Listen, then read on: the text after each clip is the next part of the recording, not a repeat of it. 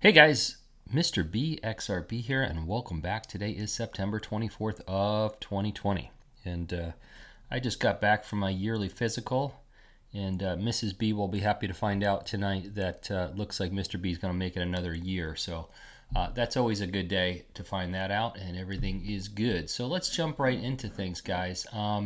Also in this video, one of the things that you guys have requested from me, and most everyone that listens to my channel knows that I'm a real estate broker in Florida. You guys had requested information about distressed properties, and I literally, when I asked who would be interested in learning about distressed properties, I literally had hundreds of people comment in my comment section that they wanted to learn about distressed properties. So it's going to be in this video. The last about 16 minutes of this video is going to be about real estate, buying and selling distressed properties. If you have any interest, hang in there till the end. If you don't, you can drop out at the end when the crypto stuff is over. But I promised you guys I would deliver it, and I wanted to deliver it. So it's going to be in this video, and I hope you enjoy it. Until we get there, let's talk about the crypto market. So XRP is sitting right above 23 cents. Let's take a look at things here. All right, market cap's at 338 billion. And I've got to get my better glasses on. I always do this. I've got really, really good reader glasses that, as I've said before, they're air conditioning for the eyes, and now I can see everything. Okay, Bitcoin's at 10,656, Ethereum's at $348, Tether's holding solidly at $1, and XRP is just over 23 cents, which is up 1.85% in the last hour. So we're moving in the right direction, but certainly we're down almost 8% in the last 7 days. It's a mess, guys. It's a mess. But you know what? Which brings me to this first tweet. And this first tweet was tweeted by @LittyCommittee. Okay? And it says, "I can't wait to laugh at the people who are laughing at me now." And here's the thing.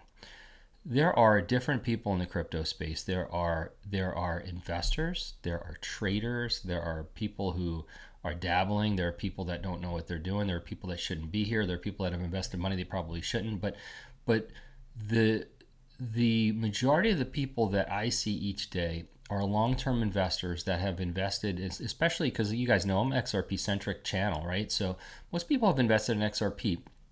The reason why XRP investors are so much different than these traders and these other crypto investors is most of these other people are just waiting for a bull run. They're waiting for, they call it a pump. They're waiting for somebody to pay more for their bags than they did, so they can just bail out because they don't know what the future of their project is. And don't get me wrong, I intend to cash out, and I have a cash out plan, and you guys hear about that all the time. But my point is, we're waiting for something, and this is what makes XRP people different, and this is why it makes us really the warriors of the crypto community.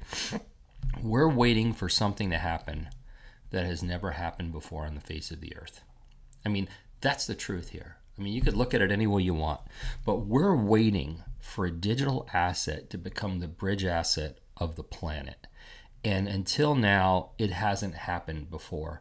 But we have looked at the evidence, we've looked at the partnerships, we've looked at everything that's been put in front of us, all of the videos, all of the pictures, all of the meetings. We have put it all together and decided that of all the 6,000 plus cryptocurrency projects, that this is the one that we give the most chance at making it. And for me, it makes it easier because I don't know what a lot of these cryptocurrency investors are waiting for their projects. I have no idea. I know exactly what I'm waiting for in mine. So I throw it out there. I know the market's been tough this week, and it doesn't bother me at all. It just really doesn't. I mean, I'm not buying right now, so I probably would have bought, but I'm not buying right now. I can't buy whenever I want. I only can buy when I can afford to, and I just didn't buy this week, and I'm not necessarily looking to buy more. I mean, I'm good. I've been buying for 3 years. So all I can say is, for the people that really believe in what XRP is out there to do, they're hanging in there, they're putting their heads down, and they're forging forward. And the people that you hear out there complaining every day, are the people that really don't know what they're invested in, or really probably have invested money that they shouldn't have. And it's tough. I understand. I totally get it. But anyway, I don't want to beat a dead horse. But I love this. I can't wait to laugh at the people who are laughing at me now. And I think we're going to get our day. Our day is coming. So hang in there, guys, and stay positive. So this was sent to me from Steve Gulbranson, who's at Home Church Pan Am, and it says the EU announces its first ever plan to regulate cryptocurrencies. And the EU, let's see here, the new plan will mean that crypto asset companies authorized by one of the 27 EU countries will be able to provide its services across all the other member countries. So the EU, once again, continued regulations, guys. Regulations. Everything is coming out. And everything is coming together, and you've got to pay attention to that. I think between now and the end of the year is going to be extremely exciting. This was posted by @JasonDuthie88. Now, he posted this, and it says, Polysign patent has been released. Looks like a multi-signature process that incorporates audio and video identification and verification to approve a transfer. So from what I've gathered on this patent, nobody understands what it means so far anyway. I'm sure somebody understands what it means. But it's kind of funny because most everybody's trying to figure out what is this. Well, let's remember this patent was written by geniuses, and we don't fully understand. But let's not forget how giddy that David Schwartz was when he talked about Polysign. I'll never forget hearing him sit on stage and say, "I wish I could talk about it. I'm under NDA." I can't talk about it, and I forget the exact words he used, but he said he was so excited about what they were doing. So I think we're about to find out because they've got their patent, and I think we're getting close. They said they were going to launch this year, so hopefully we're going to find out soon. This was posted from Michael at VAL5Link, and it was from Reuters in Washington. The coronavirus is lasting longer than expected and will take some countries years to return to growth, the number 2 official at the IMF said on Wednesday. Well, I got news for you. There's a lot of people that will never return to growth. There's a lot of businesses that will never come back. A lot of I believe this, and I can't believe I said the word of the virus. I'm probably going to get tagged in this video. I believe that what we've just went through will be studied 50 years from now, 100 years from now, 200 years from now. They're going to look back and they're going to do studies on how it affected the world economy, because it hasn't even hit us yet. I mean, I'm just fascinated by the lack of conversation about the long-term effects to the economies of the world, because I just think this tsunami's been traveling across the ocean and it hasn't even hit the coast yet, because it's insane. Michael at VL5Link also posted this, and this was from the Digital Asset Investor. Had a chance to interview Tim Draper, billionaire Tim Draper, and Tim Draper said the following, and I quote, "I am a believer. I think it's happening. It's coming. It's so important for the world, and I want the world to know it, and I want other people in the world to get on board." And he was talking about digital assets. As far not necessarily specifically about XRP, but he was talking about digital assets in general. He was so pumped and excited and full of energy. It was really cool to see. Let's see here, and let me read this though. There's something I want to read in here about what he said. Let's see here.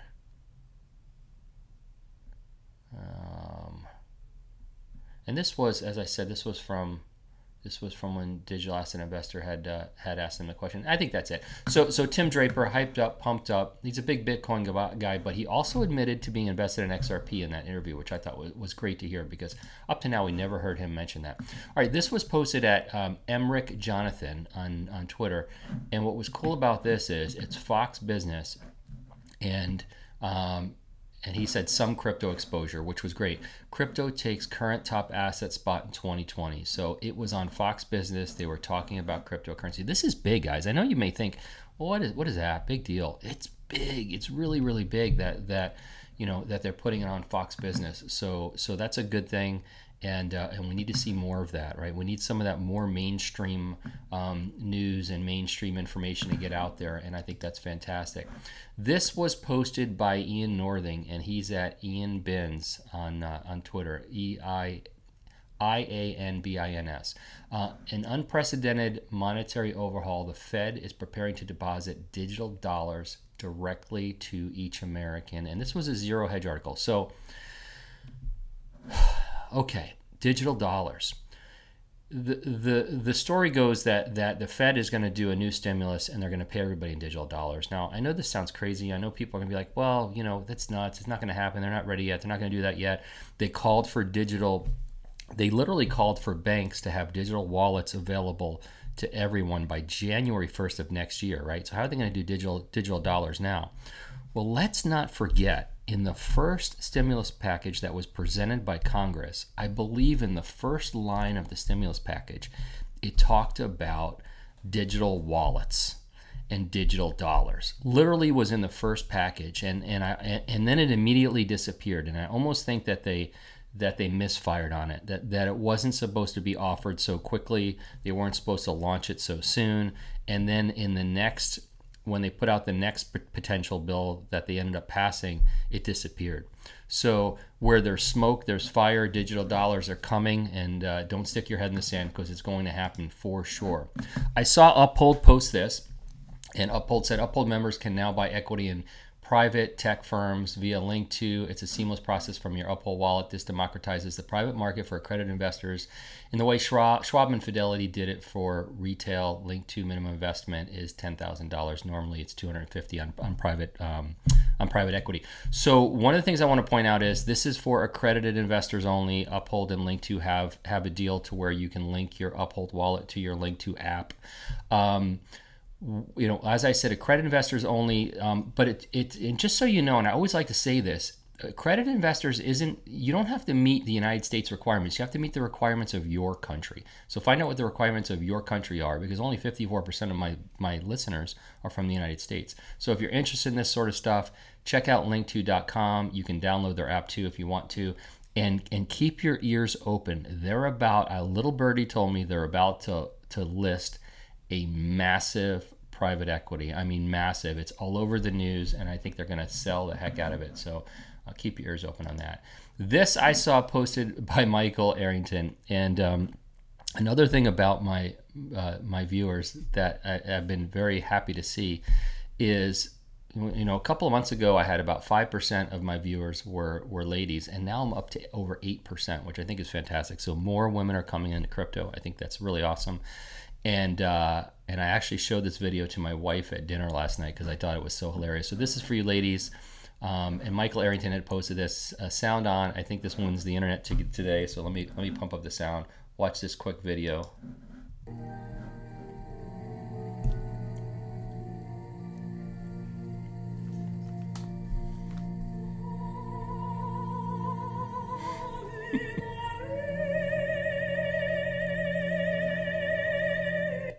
That was hilarious. I love it. Okay, so listen, I'm going to read my disclaimer, but I'm going to remind you that right after I'm done, I'm going to launch into the distressed property part of the video. So if you're interested in distressed properties, if you're interested in real estate as an investment, or I sure hope you're not in trouble on your property, but if you've fallen behind on payments and you're in trouble, it might be something you're going to want to listen to. So hang in there.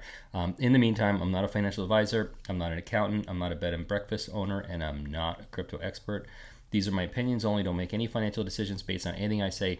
Hey, please hit the like button if you would. I really would appreciate it. Subscribe to my channel if you haven't subscribed by now, and share my videos with anybody who you think might appreciate them. And everyone have a fantastic day. And for those of you that are staying for the real estate part, I hope you enjoy it. Please let me know in the comments section if the real estate part was good, if you enjoyed it, and if you think it was helpful, and if there's any other real estate topics that you'd want to hear, probably be a great place for you to tell me in the comments section, and I'll talk about them in the future as well. Take care. Hey guys, a few weeks back, I had talked a little bit about real estate and asked you guys if you'd be interested in learning about distressed properties and foreclosures and short sales as buyers and sellers, and kind of give you some of my experience. And a lot of you, I mean a lot, hundreds of you requested that I deliver this kind of content. So what I'm going to do now is I'm going to go into a piece about distressed properties. We're going to talk about foreclosures. We're going to talk about short sales, and I'm going to give you guys a straight skinny. Okay, so I do a lot of real estate training, so I have this stuff kind of laid out, and I'm going to read it to you and share with you my approach on distressed properties and the things that I recommend. You do, don't do, the pros, the cons, the pitfalls, all the good stuff, the good, the bad, the ugly, the whole skinny. So I'm going to give it to you guys. If this is something you're interested in, stay tuned to the rest of this video because I think you're going to learn something. And if it's not something you're interested in, I appreciate you guys watching the rest of my video today and have a fantastic day. So here we go. As economic conditions weaken, we can start to expect to see more distressed properties hit the market. Distressed properties are properties that are either in foreclosure or on their way to foreclosure and are usually classified as a short sale. Foreclosures. Okay, so let's start with foreclosures. So a foreclosure is a home that the bank has already taken back from the owner from lack of payment. The bank usually does very little to get the house ready to put on the market and sell it, and they likely will not offer to do any repairs to the buyers. It is usually a take it or leave it situation, which does not work for many buyers because these homes can be in a lot of need of work and need a lot of cash. Okay?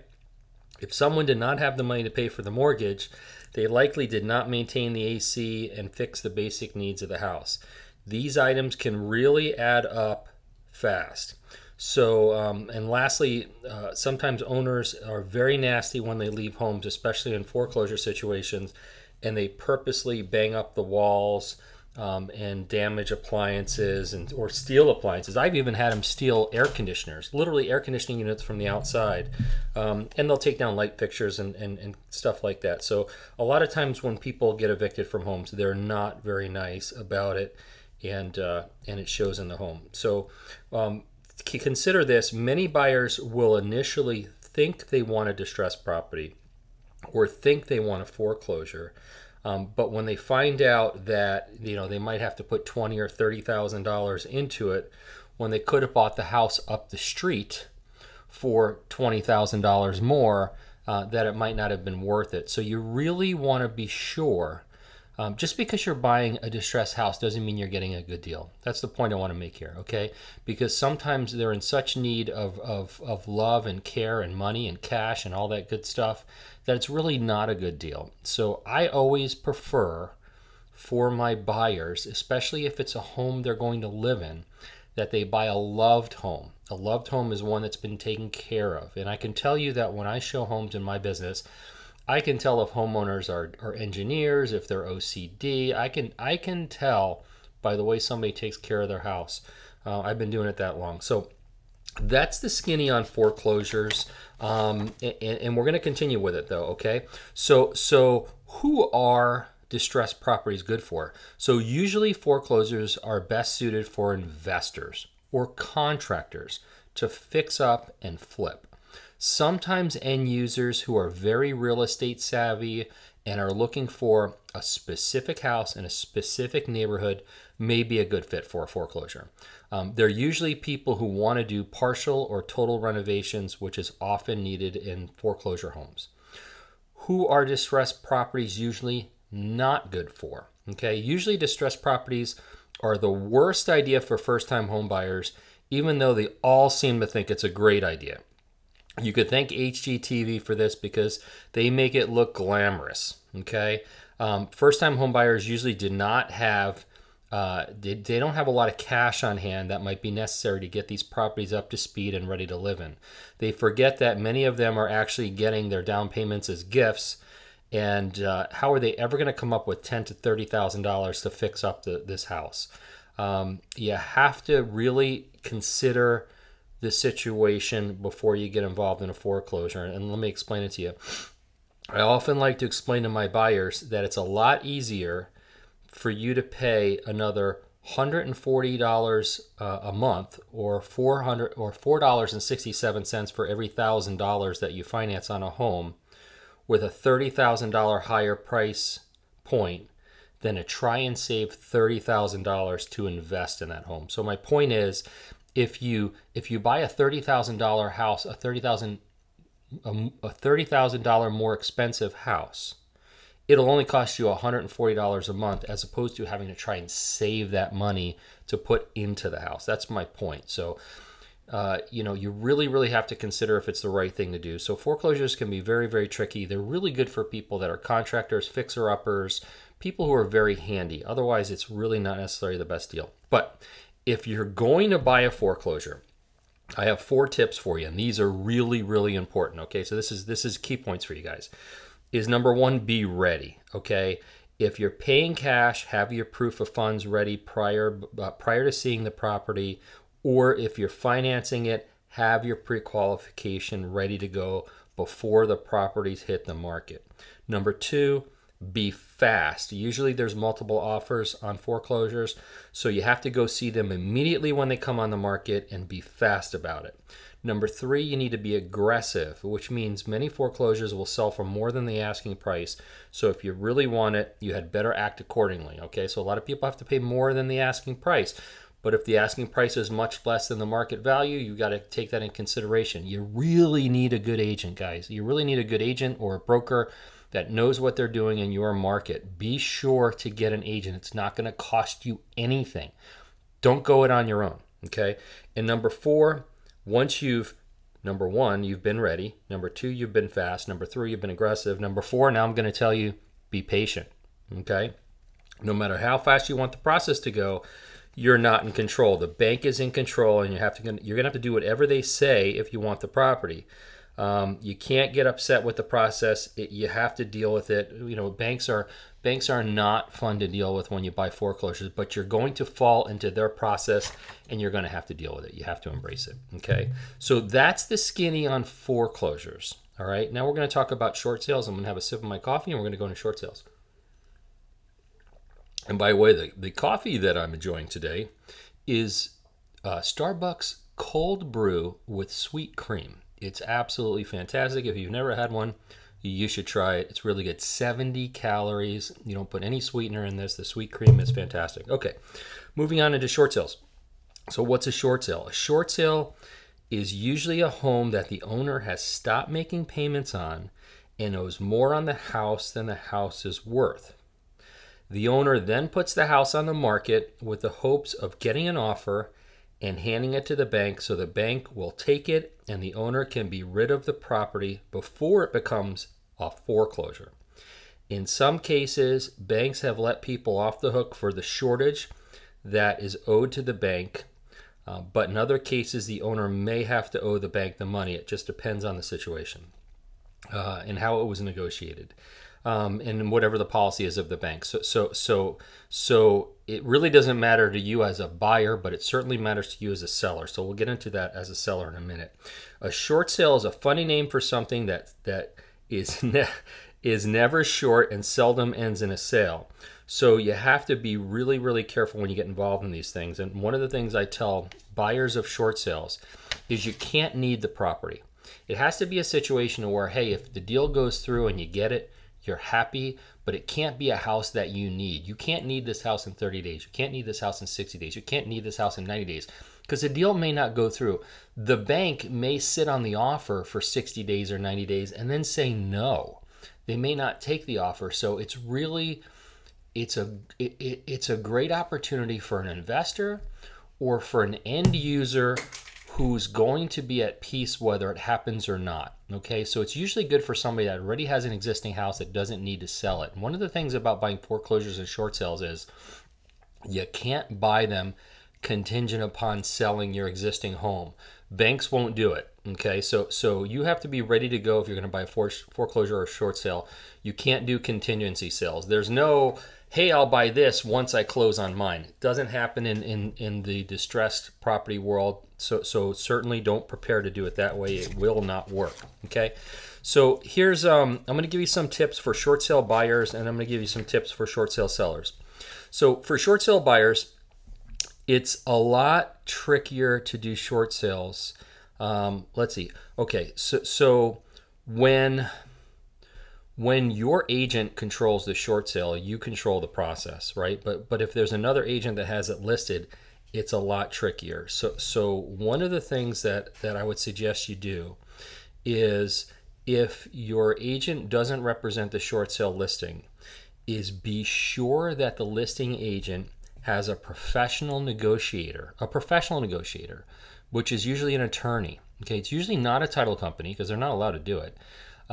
It's supposed to be an attorney, so try and see if they have an attorney negotiating the short sale with the bank, and that's really key because that person will help move it along, they'll help negotiate the deal, and they may help the seller get the balance that's owed to the bank, off the books so they don't have to pay it back or reduce the amount. So it's very important that there's a professional negotiator for the buyer, for the seller, I'm sorry.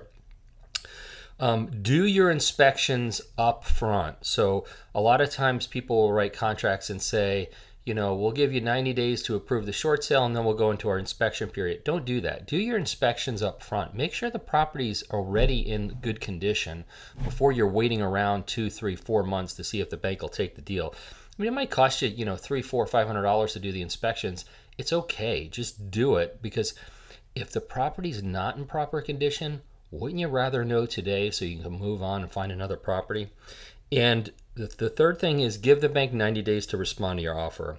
And I would suggest that you don't want to give them longer. If you have to give them longer than 90 days, you had better not need the property, that's for sure. So be careful before you give them more than 90 days to respond to the offer. Okay, so those are some tips for short sale buyers.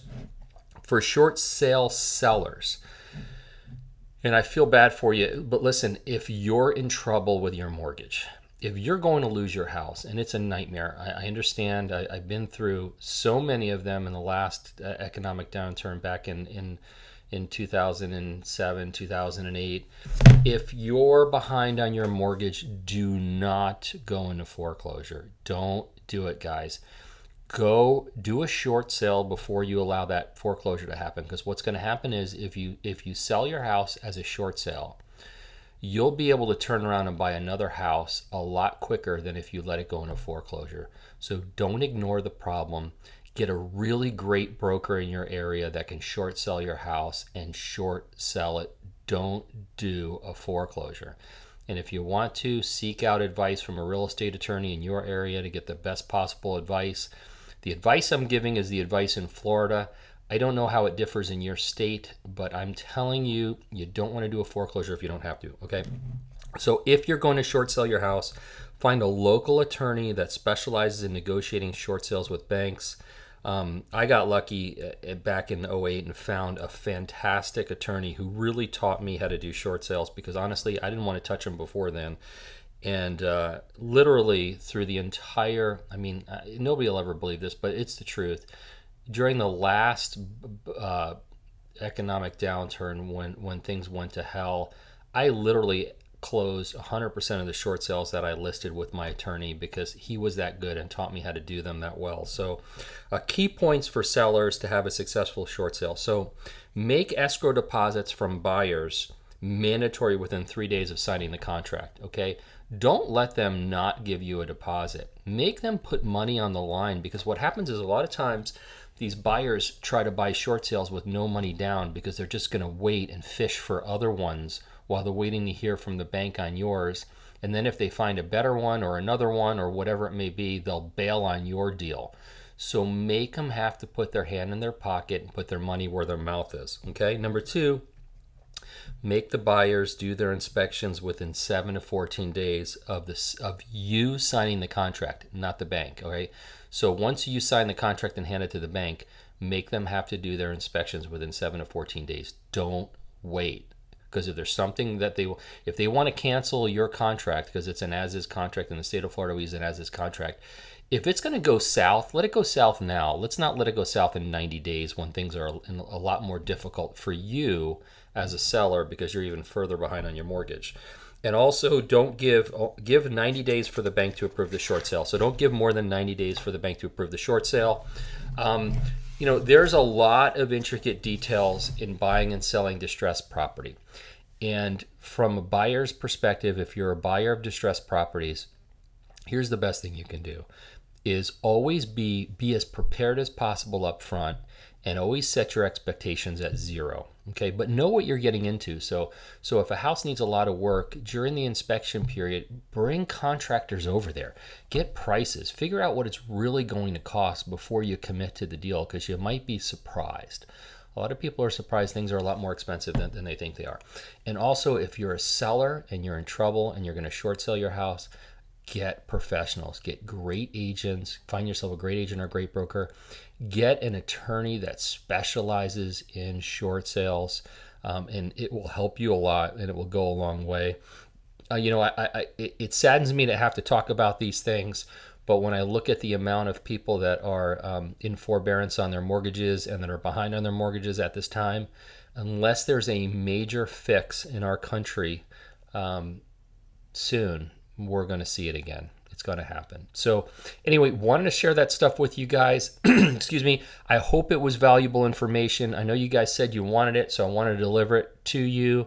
I'll probably talk more about real estate in the future, but I wanted to cover distressed properties with you today and see if I can help shed some light on it. So thank you so much for listening to my video today, and everyone have a fantastic day. Bye-bye.